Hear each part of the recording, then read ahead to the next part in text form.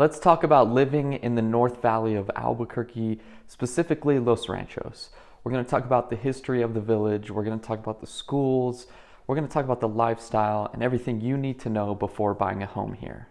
To explain the lifestyle of Los Ranchos, I think it's best to go back to the history, how it was created. So Los Ranchos was founded or has been settled for about 2,500 years.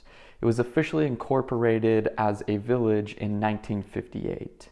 The Hispanic settlers claimed large swaths of property, and what they wanted to do was pass these properties down to their future generations, and so they subdivided the land. But when they subdivided the land, they felt it was important to allow connections from water or irrigation on one side and the road access on the other.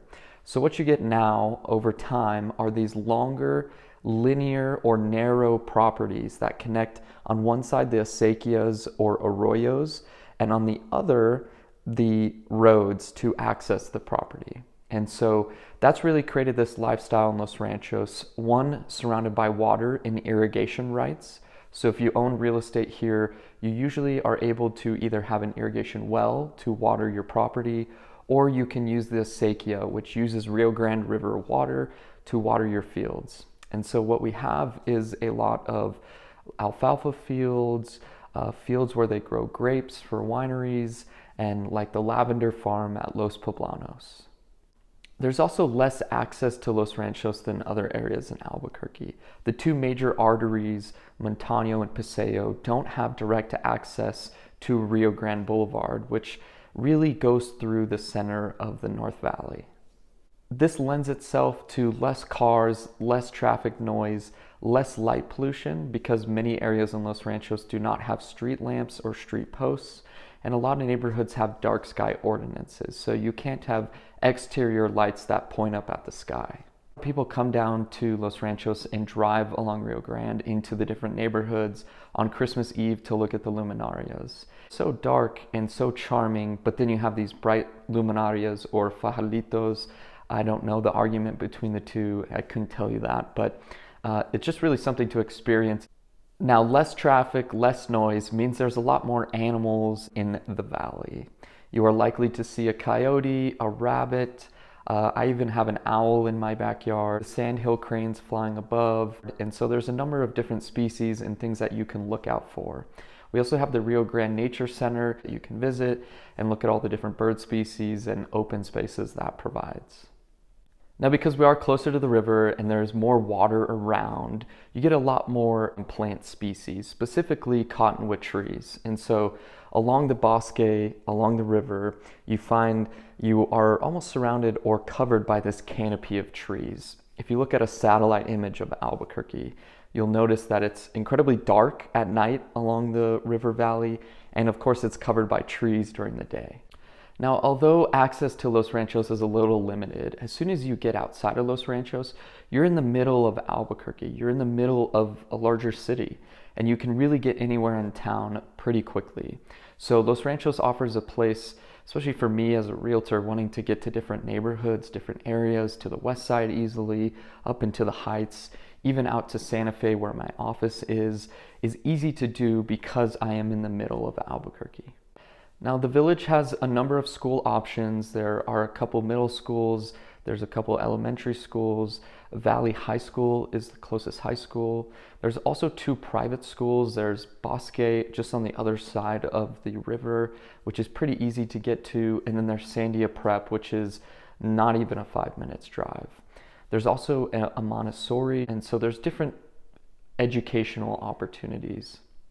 Now, real estate in Los Ranchos is highly sought after and valuable. One, for the lifestyle, one for the acreage and property sizes that you typically get, and also for the irrigation and water rights, right? Again, water is a valuable resource in the Southwest, and to be able to have an irrigation well, to be able to use the acequias to water your property is very valuable.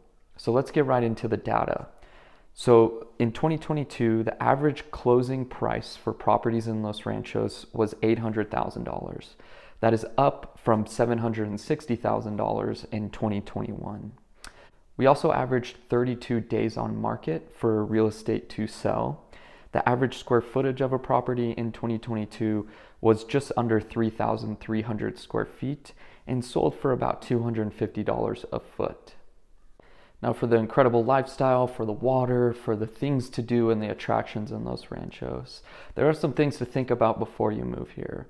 Number one, there's been some contentious development recently at a project off of Chavez in Guadalupe.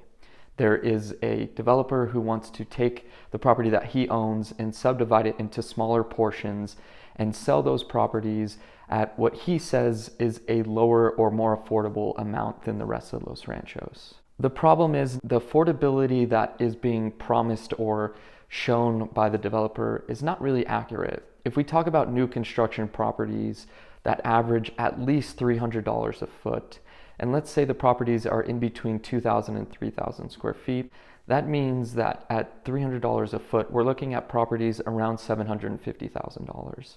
Now, I just told you the average is about $800,000 in Los Ranchos. And so is that really affordable? Is that really offering something that is going to continue or further our community? I don't necessarily see that. Now, I may be being a little bit harsh, and of course I'm all for development. I'm all for improving opportunities for people, but surely there's better ways to go about it, and I'm hopeful that the village is able to come up with solutions. Also, as we look forward into the future in Los Ranchos and along the middle Rio Grande River Valley, we are expecting water to decrease over time, but it's important to look at the data that I'll supply right here in this video.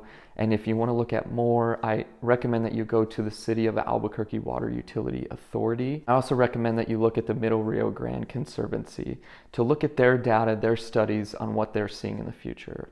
I'm going to be making a video on water in Albuquerque in general, what we are expecting, what the drought looks like, how much rainfall we received last year because it was above normal or the expected amount.